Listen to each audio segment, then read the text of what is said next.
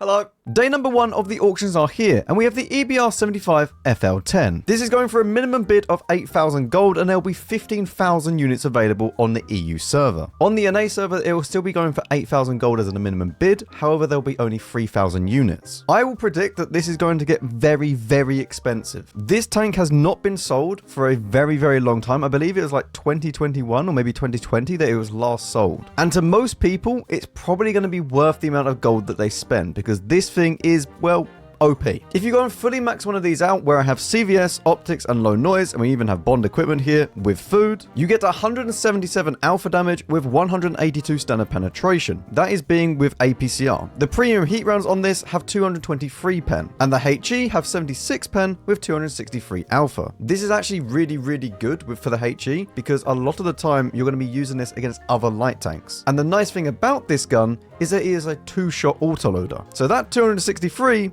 quickly turns into 500 odd damage. And to reload the full clip in one of these is only 9.19 seconds, with a 1.5 second intro clip and 2 shells in the magazine, giving you nearly 2000 DPM, 0.32 accuracy, and a 1 second aim time. This tank can do a lot of damage to anything that's lightly armored, but also just do a lot of damage to medium tanks as well. You can one-on-one a medium tank in this thing, as long as you know what you're doing. The combination of having the speed of this tank and then also this gun, where it doesn't bloom out a lot at all, so you never ever need to use stab on this tank, it is just very, very strong. You do only have 950 hit points, but that's not really a problem, because half the time you're not going to get spotted. And when you do get spotted, you go at 63 km/h forwards, 64 in reverse, true French tank, and 33.5 power to weight. But then again, you do also have a speed mode, which you can activate like the other EBRs, where you'll go at 83 km/h forwards and 84 in reverse, meaning that you are very, very fast no matter which way you're going, forwards or backwards. And then obviously the other very, very good ability with the EBR is that you can do like 15G turns in 0.5 seconds. You also have a 51% camo rating, because why not?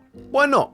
Yes, we are using bond low noise. If we were to remove it, we still have 41% without low noise at all. So if we were to just go and stick in a normal one, 47%, and it's not even in the correct slot. However, the main downside of this tank and the other EBRs for that matter is that the view range isn't very good, 398. But I can tell you right now, view range has never really been an issue for when you're playing this tank, because half the time you can get so close to the enemy that they have to proxy you. And because you have 51% on the move as well, when you're going at 80 something kilometers an hour, you need to get to the proxy to actually get spotted.